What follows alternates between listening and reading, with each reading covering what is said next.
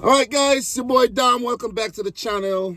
Just back with the heat, back with the consistency. And I'm going to do something a little bit different for this video. This is a transfer video, but it's not part of my Transfer Daily series. But I wanted to give you guys something during the midday to just keep being consistent. You know what? This is also something that I wanted to react to and I wanted to talk about and share with you as my, my community. This is reacting to the record sale for every single Premier League club that would participate in the 2025-26 season. So that includes the three promoted teams in Leeds United, Burnley, and Sunderland, along with the 17 that survived the drop last season. So let's go. Let's get into this. Guys, before we even go further, do me a favor and smash the thumbs up button.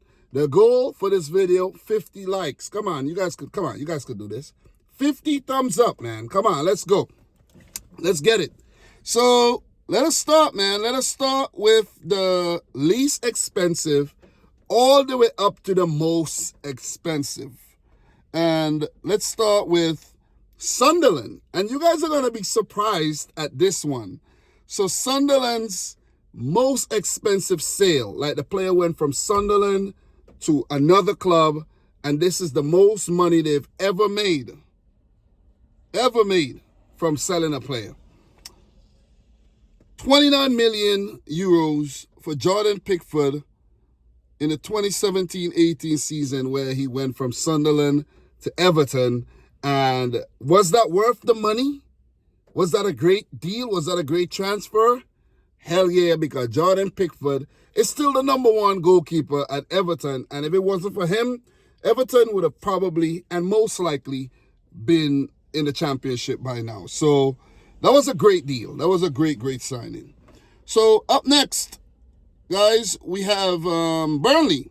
In the 21-22 season, Burnley sold Chris Wood to Newcastle for £30 million. And to be honest, when that deal went through, I was like, God damn, it's kind of expensive for Chris Wood.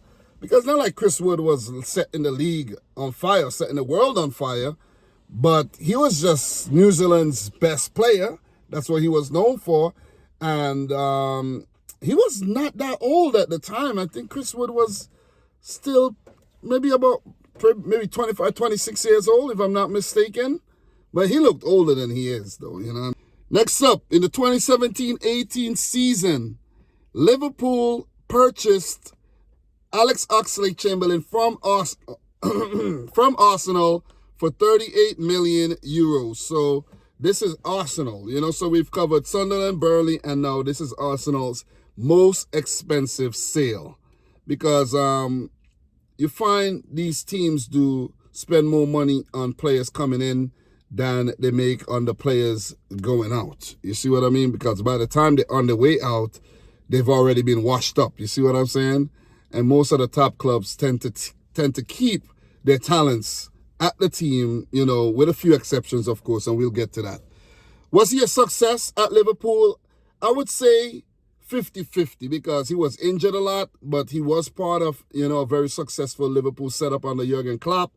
And you know, I'll say 50-50 because he was definitely injured a lot. And yeah, he should have still been around the Liverpool team, if you ask me, if he was actually playing at the levels that was expected of him. So I'm going to say this one is a 50-50. Next up, we have Newcastle. Their most expensive sale is Elliot Anderson in the 24-25 season. That was last summer. 41 million euros to Nottingham Forest. And he's been highly rated as one of the best young midfielders in the league. And, you know, good signing. Not going to lie. Very good player. And I think he will continue to play at high levels. He's one of the reasons why Nottingham Forest plays so high in the league table this season. Up next, we have Brentford's most expensive sale. And that's Ivan Toney last summer, the 24-25 season, where he was sold to Al Hilal for 53. No. That was Al Ali, pardon me. I saw the Al Hilal logo. That's for the next player. But Saudi League, Al Ali for 42 million euros. And I think if he went to a Premier League team, they would have to pay a lot more for him. But I really think Arsenal should have gone in for Ivan Toney. And yeah, in terms of the success of the move or whatnot, yeah, for Ivan Toney, yeah, that's successful because he's getting paid a lot of money over in Saudi Arabia. But I don't like the moves to Saudi Arabia, to be honest, unless the player's at the back end of his career and he could go over there, use his high profile to make some money, like what Ronaldo is doing, basically.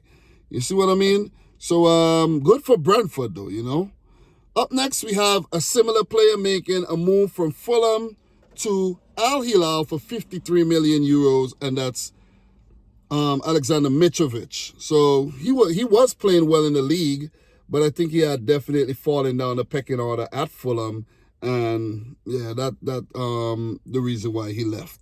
So yet again, I don't really have much to say about this one. I don't know if it's a successful move or not, to be honest. I really don't care too much about the Saudi Arabia League. Sorry, I don't mean to offend anybody from Saudi Arabia watching this. Up next, we have Crystal. Oh, man, I need some water, man. My voice. I've been doing a lot of talking lately, guys, so throat gets very dry.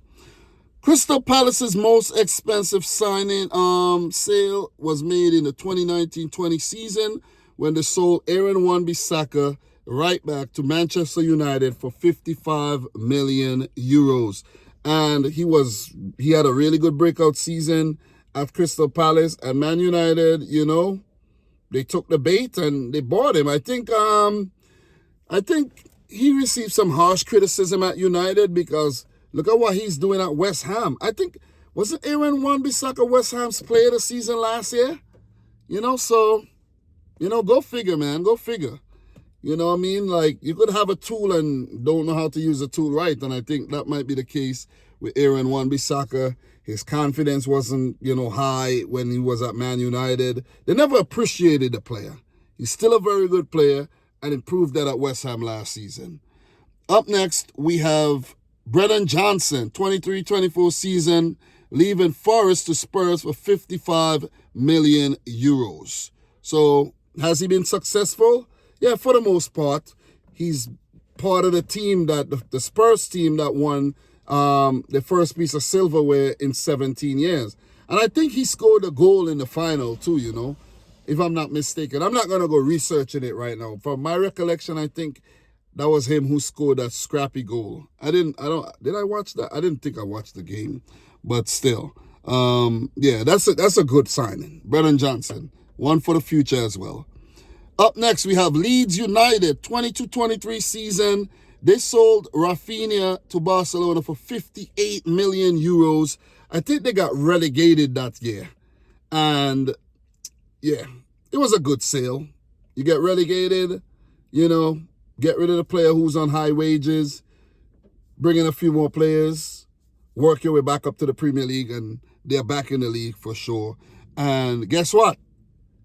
It was money well spent by Barcelona because they won the league last season, but Rafinha has been a hit. I think Rafinha scored the most goals in the Champions League last season. So that was a great signing, and Leeds cashed in, and the player's been very, very successful, even been in the Ballon d'Or conversation as of late. Up next, guys, we have Dominic Solanke, Bournemouth to Spurs. Spurs has, you know, have appeared on the list twice now, and I think that's the only time they're going to appear on the list until their record sale player comes up. So Bournemouth's record sale, Dominic Solanke, last summer, 64 million euros. Up next, guys, we have Wolves' most expensive sale, and that was Matheus Cunha. That's for the upcoming season, the 25-26 season, where Matheus Cunha was sold to Manchester United for 74 million euros. Very expensive signing. Maybe he could have been even more expensive, but let's see if he continued what he was doing at Wolves, at Man United, or if he would go there and flop like most players have done. Like that's been a trend at Manchester United. Up next, we have Manchester City, my team, and our most expensive sale has been Julian Alvarez to Atletico Madrid for 75 million euros. That's City cashed in. You know, Atleti wanted a player. You didn't pay that. I think City paid about, didn't City pay about 20 million for Julian Alvarez, if I'm not mistaken? It was mad cheap, man. So they definitely cashed in. I can't remember the exact number, but yeah, I think, let me see. Yeah, I think we paid about 20 million for him, though. It's like a small number. Where the hell is the name at? Julian Alvarez. But you guys get the point, though. Let's get the point. We're not going to stray too much from the topic and go down a rabbit hole right now and stretch out the video longer than it needs to be. So up next, we have Everton's most expensive sale. Romelu Lukaku to Manchester United for 87 million euros back in the 17-18 season. He went to United and he flopped. He flopped big time.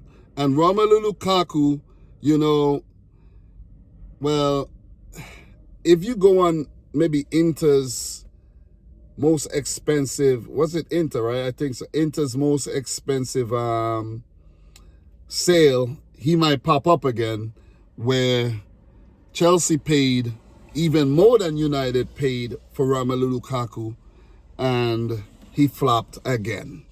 Like, what is up with Lukaku? I think with Lukaku, it's like he just won the title with Napoli. Like, I don't get it, man. I think he won the title at Inter Milan too, if I'm not mistaken. So I don't get it with him, though.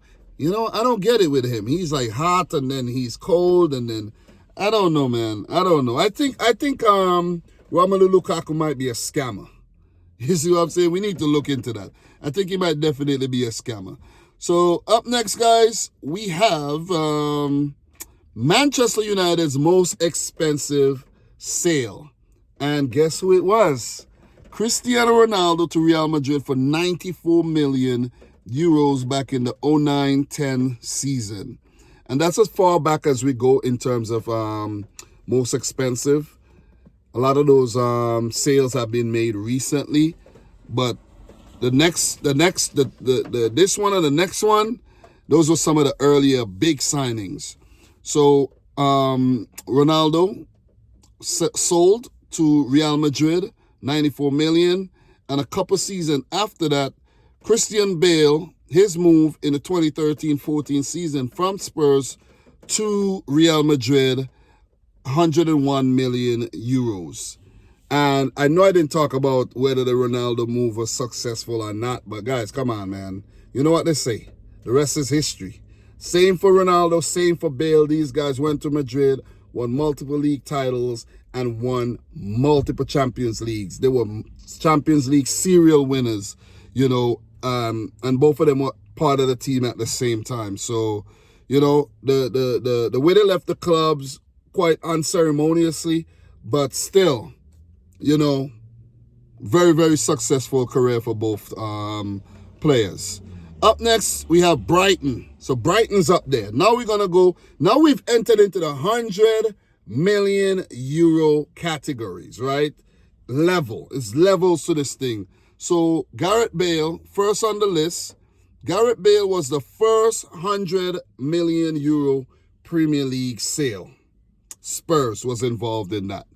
Up next, we have Moises Caicedo from Brighton to Chelsea for 116 million.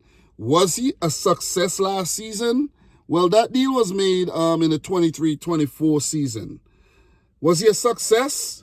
I think the first season, yeah, you know, but last season, I think he played every single match. So you got to give him kudos to the fitness levels and, you know, for helping Chelsea qualify for the Champions League as well. So I guess it's been a successful move, you know what I mean? And imagine from when he was in Ecuador playing as a youngster, he was like very, very young. Manchester United wanted to sign him, and he actually chose to go to Brighton. He was a beast at Brighton. You know, so he's flying under the radar a bit at Chelsea, though. But Paul Scholes came out and criticized him lately, said he doesn't really do much.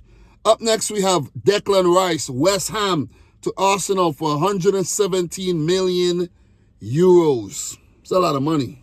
That's a lot of money. Has he been a success? He's been there 2 seasons now. Yeah, it's fair to say that he's been successful, especially with those free kicks that, you know, defeated Real Madrid. Yeah, that's definitely been the highlight of his Arsenal career. But definitely made the team a lot better, but still no silverware to show for it. We have 3 more to go. Of course, we have Aston Villa's sale of Jack Grealish in the 2020-21 season to Manchester City. Damn, that happened in 2021 though. 2020-21. I think Grealish was for the 2020 to 2021 to 22 season, because I remember in 2021 I took the family upstate and we went to Niagara Falls and I was making videos, and that's when we actually purchased Jack Grealish. I can remember those videos. So that was a long time. That was like almost 4 years ago. 118 million euros. Crazy amount, man. It's a lot of money. That is a lot of money. Up next, we have Chelsea's sale of Eden Hazard. I know I'm taking you guys down memory lane, but yeah. And I, you know, just to think about what happened to some of these players is just crazy. But Grealish, before we go on to Chelsea and Hazard, and before we land the plane, was Grealish, well, Grealish is still at Man City, but he's been rumored to be put on sale. He's on the transfer list, you know, linked with Newcastle, Everton, maybe other clubs. Was it a successful move to Manchester City? Personally, yes. For him personally, yes. He won a lot of trophies, you know, even won the Champions League. But personally for him, in terms of performances, like numbers, not great numbers. Not great numbers. But his numbers were never really great at Aston Villa too, you know. So, yeah, the Grealish one is a tricky one to judge. Eden Hazard, 121 million from Chelsea to Real Madrid. They're on the list 3 times, and all the players are upwards of 90 million euros. This is where Hazard's career basically came to a standstill. It came to a halt, and it ended when he moved from Chelsea to Real Madrid back in the 2019-20 season. Oh, man, Hazard was something else, man. The man was a dream at Chelsea. He was touted as one of the best players in the world, and, you know, he was up there amongst the elite, man, the creme de la creme, the higher echelon of football players. But when he moved to Real Madrid, it just went flat, just went downhill. He was never the same player. Said he put on a lot of weight, and he didn't enjoy the game as much as he did at Chelsea. So for Belgium was the same, and it's just sad, man. It's really sad. So much money down the drain.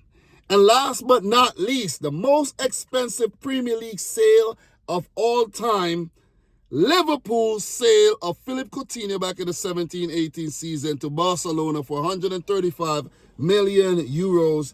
This one was also another very, very, very sad case, because basically, if you sum it up, he went to Barcelona and flopped.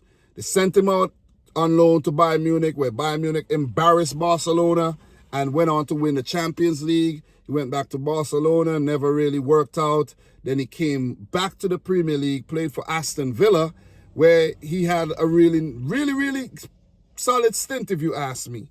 You know, and it's just sad, man.